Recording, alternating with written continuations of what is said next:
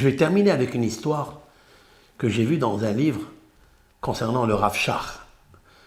Il y avait un hatan, un fiancé et une fiancée. Le fiancé, son maître, c'était Rav Shach, Rabbeinu Eliezer Manshach.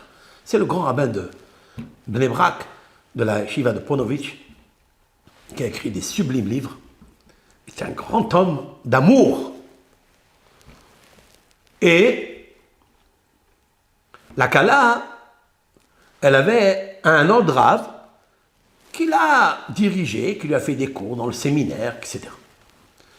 Maintenant, les deux se disputaient pendant le cours du mariage. Si on a un garçon, qui va être le parrain? Est-ce que le Hatan va choisir le Rav Shach? Ou bien elle dit, moi, ça sera mon Rav, parce que mon Rav, il m'a fait faire teshuva, il m'a amélioré, tu sais très bien ça et ça. Et ils se disputent.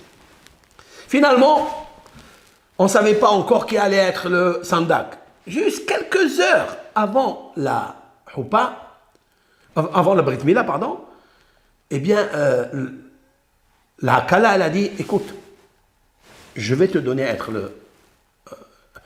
l'autorisation que ton Rav, le Rav Shach, soit le parrain de notre fils. Et comme ça, c'était. Donc Rav Shach est arrivé, parce qu'on lui a dit qu'il allait être le sandak. Mais aussi, le Rav de la fille, aussi, il est arrivé ici, dans la Brit Mila. Et voilà que, un quart d'heure avant de s'asseoir sur la chaise et de faire la circoncision, le Rav de la fille s'est approché du Rav Shach et lui a dit « Est-ce que tu m'autorises à être le parrain de cet enfant-là, s'il te plaît ?» Et le Rav Shach lui a dit « Bissimha Rabba, avec joie, prends la chaise, monte !» Les assistants ont encore jusqu'à aujourd'hui l'éclairage, la lumière de la Shekhinah qui brillait, qui émergeait du visage de la Beno Eliezer Menachem Shach, de ce maître-là. Waouh! Mais qu'est-ce que ça veut dire ça? Quelques secondes quand vous savez que vous allez monter sur la chaise du sandak, c'est-à-dire pardonner toutes ses fautes, pardonner à la communauté, à tous les assistants qui sont là, et recevoir la bracha de la richesse, parce qu'elle amène aussi la richesse. Il y a beaucoup de bonheur et beaucoup de réussite grâce à cette sandakaout, à ce parrainage-là. Et qu'est-ce que vous faites? À la fraction de seconde, vous dites, mais montez, monsieur, allez-y.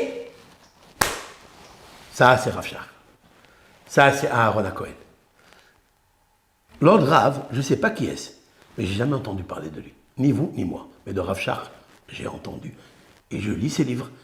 Et il a diffusé des milliers et des milliers d'élèves. Parce que quand tu fais attention au shalom, eh bien, tu as tout.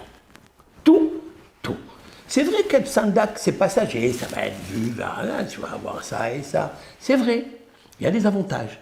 Mais le plus grand avantage, c'est de ne pas tomber dans le piège de l'adresse du Satan. Mais au contraire, choisir la bonne adresse, le shalom et la concession. Avec ça, Akadosh Baruch Hu nous aide.